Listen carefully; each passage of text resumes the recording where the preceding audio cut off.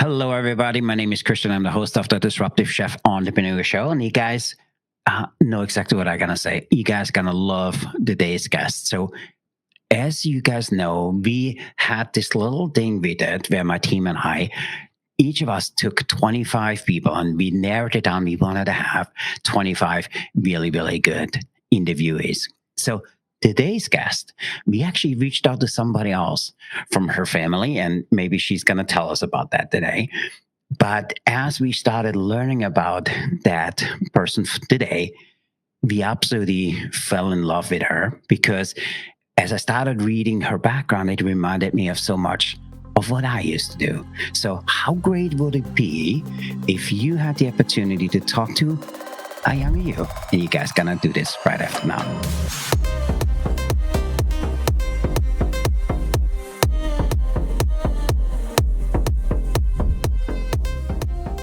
Hello again. My name is Christian. I'm the host of the Disruptive Chef Entrepreneur Show, and I was kind of looking forward to this whole episode today. You guys gonna love today's guest because not only does she have an amazing background from what she went to school for, what she does today.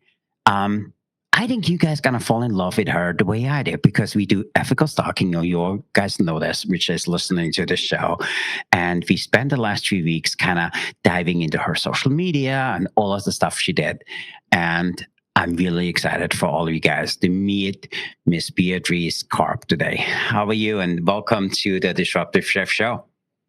I'm well. Thanks so much. I'm delighted and grateful to be here. So we were so excited. First of all, we were looking at she lives in Westchester now in Manhattan, and we always love people from the area. And then as we had conversations just before the show, we absolutely love why she's doing what she does, and she's going to tell us this a little bit about it. But for our listeners, if you can, please, you guys got to look up Beatrice Karp, and then also give us a little bit of like on the bottom and let us know what you think about today's episode. So with that, Miss Karp, I'm super excited to hear, why did you get into the industry you're in? So give us a little bit of background, how you wound up in doing what you do today.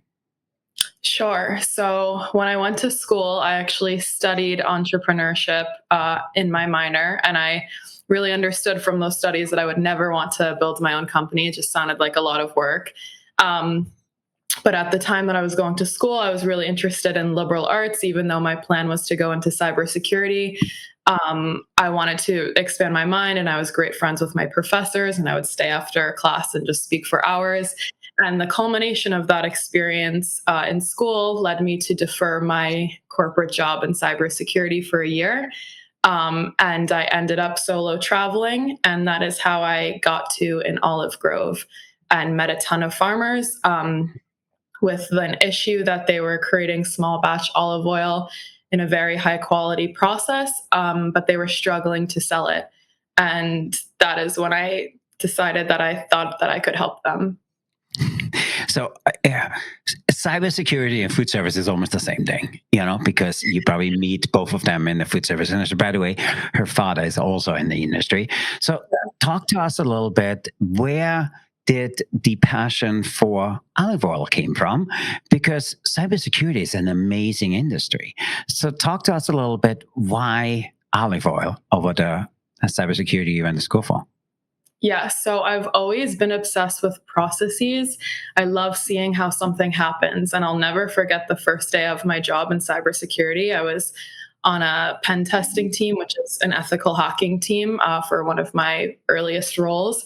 And they said to us, if you want to break into a computer, first you have to know how it's organized. You have to know how something is structured really well. And I think the same brain pattern sort of actually carries and translates well in olive oil, because when you're trying to make an excellent product, not just not cut with seed oils or not just extra virgin, but like truly an excellent olive oil, every step is a highly logical and methodical process. And so I love being in the frantoio, which is the press in Italy, and you see the olives go onto the machine, you see them get pressed, and you see the color come out, and you know exactly what's going on. So I think that's why it translates in my mind. So we love that, and talk to our audience a little bit. So you grew up in the food service industry. Your dad owned a restaurant for many years. How was it? How was that experience like growing up under somebody who is a chef by trade and who had his own restaurant? It's a wild experience. Like, it's one of the best things that's ever happened to me because my dad uh, created a household. I think my mom too. She's very into health and wellness, and they both had careers in food and beverage and careers in Italy. And the vibe in my house was that fresh food. We only really had ingredients in our homes. We didn't even have like a packaged pretzel or something. It was everything is homemade, including the toasts that we ate for breakfast. And if my dad was trying to perfect a recipe that week, then we were eating that thing for a week straight. And so I was always in the presence of someone highly obsessed with their craft. And I think you must know that, like, especially with a chef, comparable to any artist, but I find especially with chefs, like, you just, you hate it, but you love it, and you can't stay away kind of thing. So it was hard That's, for me. that's much nicer the way I can describe it. But I love that you came from the hospitality industry. And what I tell my kids: do not go into hospitality. No, don't do anything which has to do with food. And one of my daughters is dating a Michelin star chef. So for me, I was like, oh, I thought I said you not to. But for me, I'm absolutely fascinated about that. So I'm more interested about, so you went to school for cybersecurity, which is an amazing industry. It's in a very interesting field.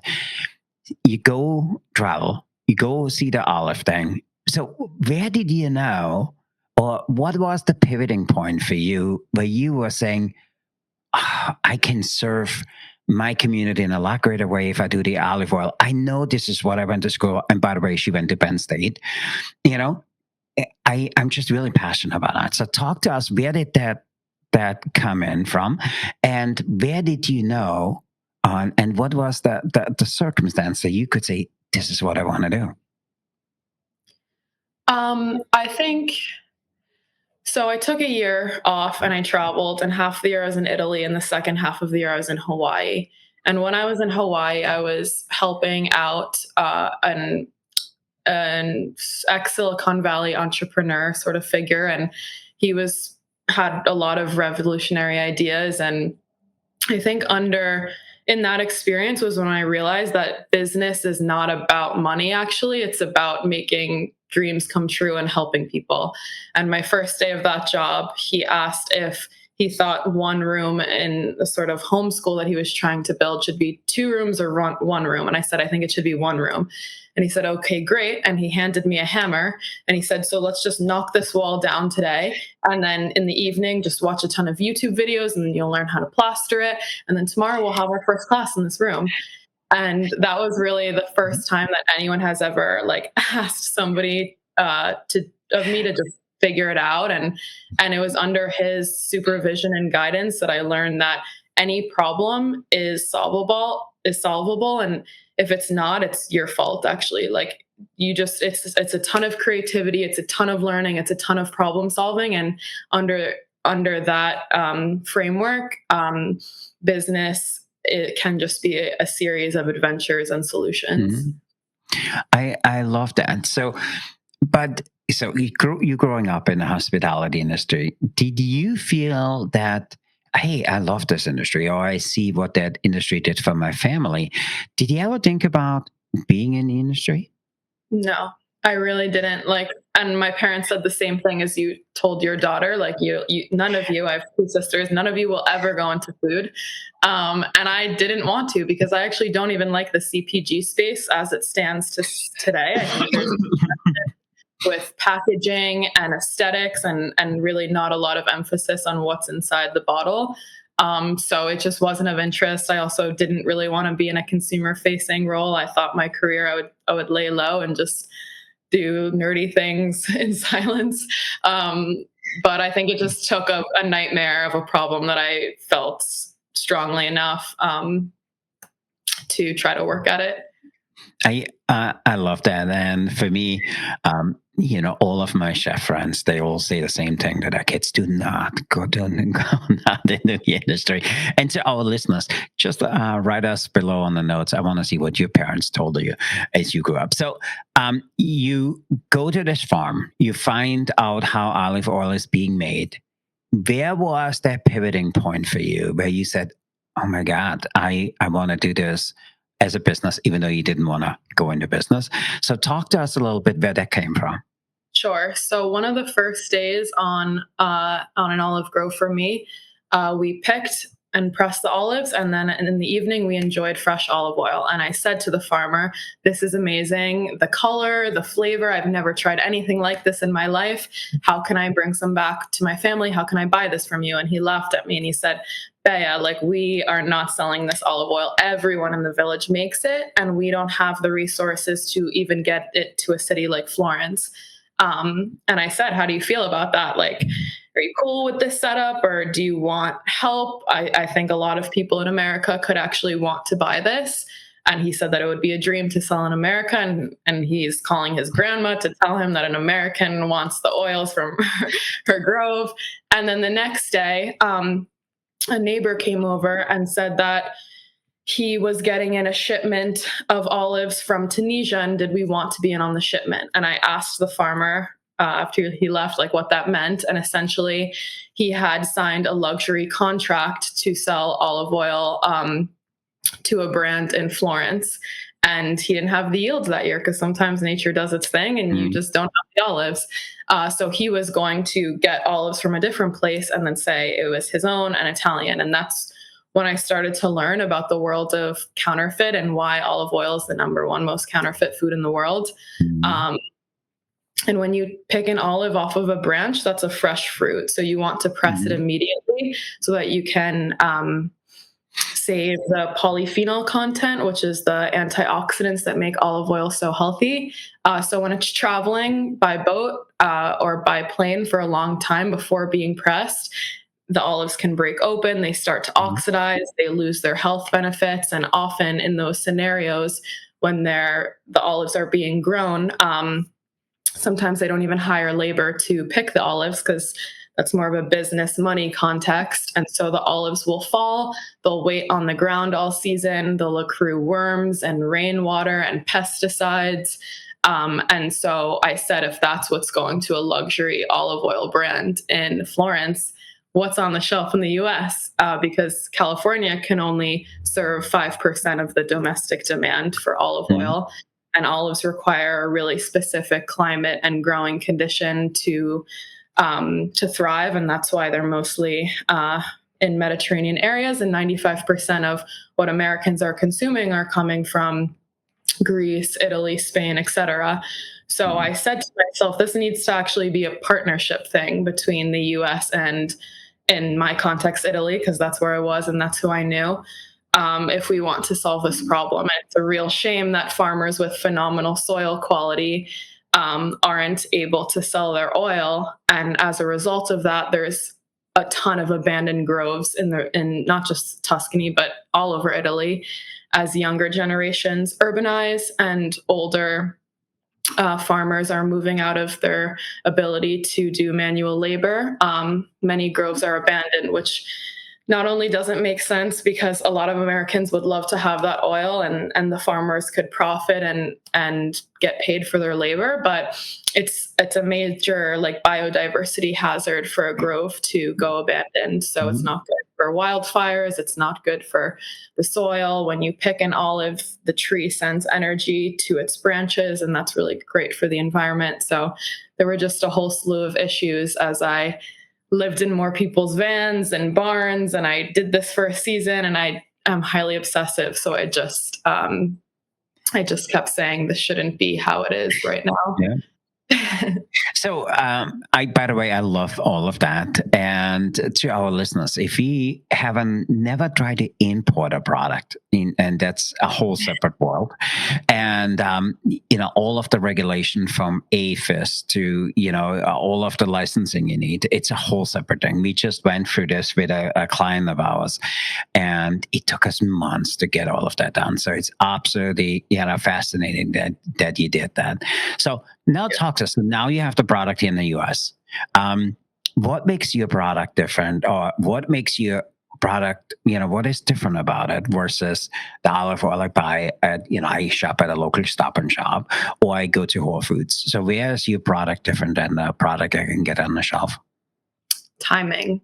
So Mhm. we pick our olives early season, which is a direct quality versus quantity issue. If they're less ripe, there's Mhm. less olive oil to then sell, but there's a more complex flavor profile and more antioxidants on that oil.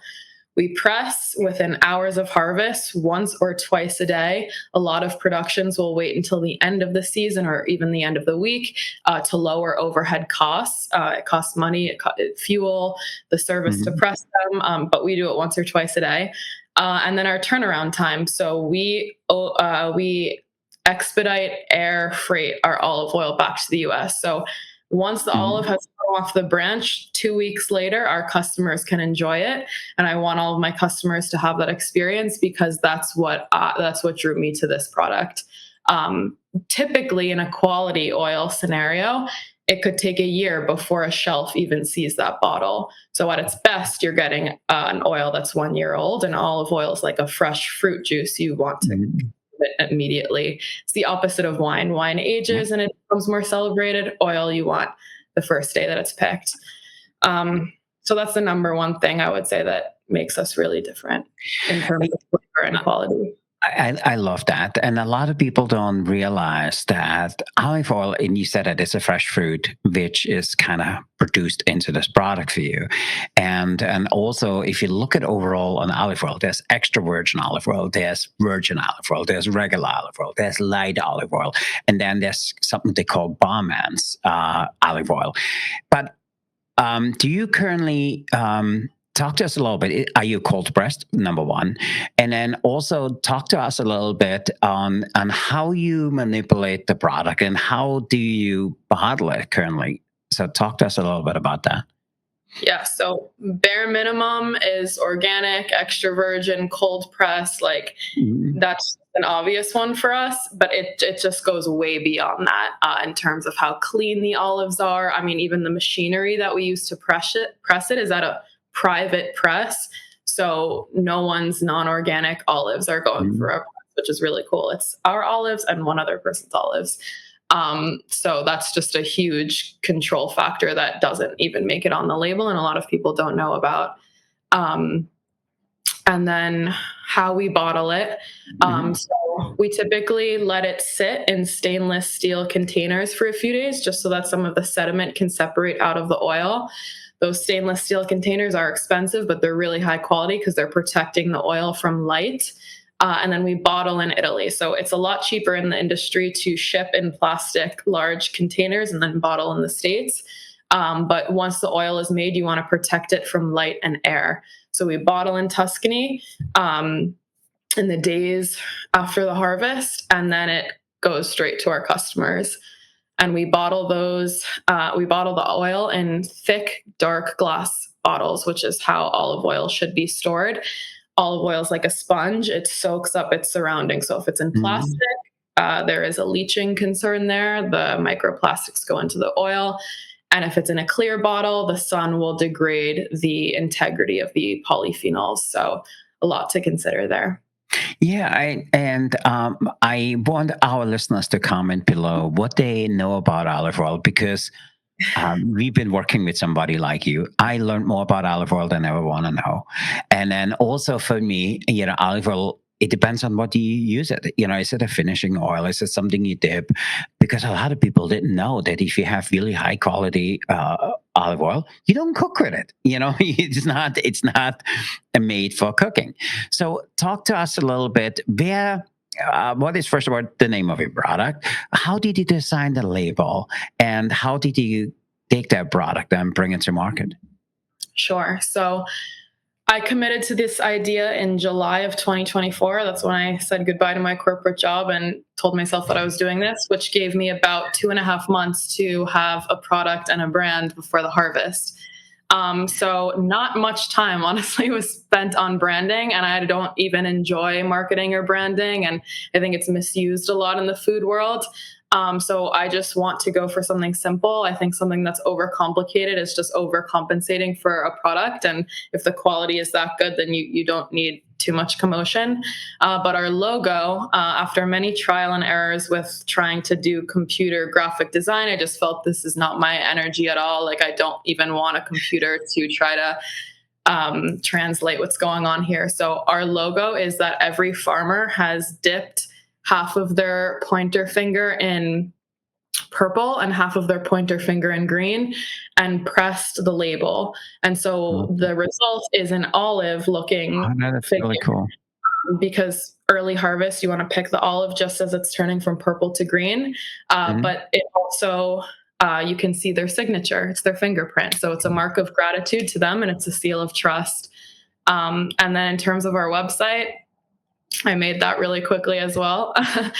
And that steers clear of any poetic language about being nestled in the hills. We simply just publicly offer our lab results, and then you can see how high quality the oil is. So that was the process. I absolutely love that. And by the way, I love the logo. I love the idea of the fingerprints and everything else. That's just really cool. So And by the way, the name you asked about, Yep. so the name is Bea Olive Oil.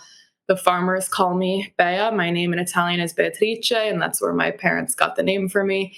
But also the original village where the olive oil is from, they have like an honorary woman figure who's famous in their town and whose body they found in a church, and her name is Beata. So the name is also a tribute to her. I love that. So where's the product currently available? Because now I know for me, I want to get some. And I know a lot of our listeners kind of think, oh, I need to get myself some of that olive oil. So where can our listeners get the product? Thank you. So online, I have an e-commerce platform, www.beaoliveoil.com. So I will be the one handing off the package to USPS. So we ship nationwide. We've shipped to Canada. There's a squad over there who really likes the oil. And then locally. So if you're in New York City, there's an option to pick up on the website, and then you come to the apartment and we do like a tasting, and you can pick up your bottle. And we get a lot of DMs, and we sell that way, and people text me and I sell that way too. So there's a lot of options here. No, that's awesome. And we absolutely love that. So let us pivot a little bit, because olive oil is amazing and we all love it. We want to know about you. So talk to us a little bit. What are you working on for the next 6 months? And let us look a little bit behind the scene. What are you working on for your business for the next 6 months? Because for us, this is one of the questions we always ask, because there's so many of our listeners, they feel the way you just told the olive oil story, and they say, oh my God, whatever it is, it might not be olive oil, it might be something. And they know they want to do something totally different. And they know that if they would do something, they could make a lot more money, number one, but they could have a lot bigger impact for themselves and for their family. So I'm always interested as, what are you working on, Beatrice, for the next 6 months? What is on your agenda, what to do? And what's on your agenda for your business? Thank you. So this early on, we're in our infancy. We launched 2 months ago. I am in a complete observation state. So I'm trying to figure out, for me, is this my life's work in a passion side hustle format, or is this my career? And I'm totally cool with both of those things, because it's not actually about me. It's about supporting the small farmers and bringing a product that I love to the US. So what I mean by observation state is that when, for example, I was trying to ship the oil, there were a variety of highly inefficient scenarios having to do with freight and customs. And I said to myself, I also don't see high margins with selling olive oil unless it goes to a mass scale, which I don't want to do. So how will I financially sustain this? And one of those options is that you become, some sort of disruptor in freight. And so being highly observational at every turn has been, the number one thing here, because moving forward, if I know, like, it's not necessarily my goal to make a super, super mass produced product, like, how will this sustain? So I think in the 2025 economy, like, it's really possible to do something like this. A company started doing books and now they're a huge tech thing. So it's really just being an astute observer in your ecosystem and seeing what problems around me can I now solve. And that's why I drive my own U-Hauls when I pick up the oil, because I want to know what's going on in that warehouse and what are other scenarios that can be better or be optimized, and am I interested in those or am I not? So I think continuing to understand who our customer is, and not just trying to get new customers, but obsessed with the ones that we already have. Like, I handwrite every single note. I am the one who's delivering the boxes because I ensure that it's perfect. We are still fingerprinting everything by hand. So it's about execution at this point and gauging how many bottles will be there for next year. And then on a larger scale, like, how does this fit into my life? Is it going to be financially sustained through other revenue streams? Given that we will never sacrifice on the quality of the oil. Yeah. So, and what are you working on you? This is my life right now. So I do this way beyond 9 to 5. I spend a lot of my nights packing boxes, but I also take Italian opera lessons, which has been really interesting because I love rock and roll. And so I write song lyrics. And at the beginning of the summer, I decided that I wanted more range in my voice. And so I went to a singing instructor and she said, "Oh, honey, we're going to get you singing rock and roll, but first you have to learn opera." I was like, okay, you rock. I don't even know what this means. But she essentially told me that when you make an O sound with your mouth, as many Italians do when they pronounce their words, like Roma, that sound is what you need to have your vocal carry without damaging your vocal cords. So that's been a really fascinating side quest in this situation. And I think as an entrepreneur has helped me more than I could have ever known, because when you are looking at someone and they're telling you to, like, scream opera in their face, it's embarrassing at first, and quickly you just have to lose the shame and lose what, the worries about someone may think of you in the moment, and actually have a really intimate experience with your body and the way that it travels with sound. So that's something that I ensure that I do, even as busy as the days get. That's amazing. So, by the way, I can talk to you forever because I love the idea. And for me, my mind is going, I know there's 50, 60,000 of our listeners here which listen to this and they're saying, oh my God, it doesn't really matter what Beatrice will do because she's going to be successful in whatever she does. Okay. And it is, I honestly believe, and, people which listen to this podcast have known this about me. I honestly believe if a business is successful, it's because of the person who started it. If a business is successful, it's because who you are as a person. And the reason a business is a successful is the impact you want the product to have on the industry. And it's as simple as that. And for me, I don't care if you sell windows, alcohol, sing opera, or do olive oil. I think you will be really highly successful in what you do, because you are one of the few people we had on here which are really clear on what you want to do and the impact you want to have. And that's absolutely amazing. So I really, really enjoyed this conversation. Thank you so much. And to our listeners, I know all of you guys want to hear her sing. That's the next episode. So we're going to have her talk to us how we properly sing. And for me, our listeners know I'm Austrian, so I'm Austria. All the stuff the Italians learn this because they learn it from us Austrians. So I'm so excited that you make olive oil, and I just think the whole story. You went to Penn State, you went for cybersecurity, you did all of that stuff, but you're doing olive oil is absolutely amazing. So, with that, tell our listeners how they can learn more about your product and a little bit more about you. Sure. So our website is a great source. Our Instagram is at Bea Olive Oil. And I'll be posting more, as time permits. I'm the one who's posting, and I write the captions, and I try to give them a lot of soul. So I sort of take my time with it. But yeah, I hope to go on other podcasts, and we have events around New York City. So there's a pop-up widget on our website where you can input your email to find out about those. Or you can DM us and I will reply to you, and we can talk about olive oil. Some customers have wanted to speak to me on the phone before they make their purchase, and that's totally cool. And I enjoy doing that. So however it is that you want to learn more, I'm here for you.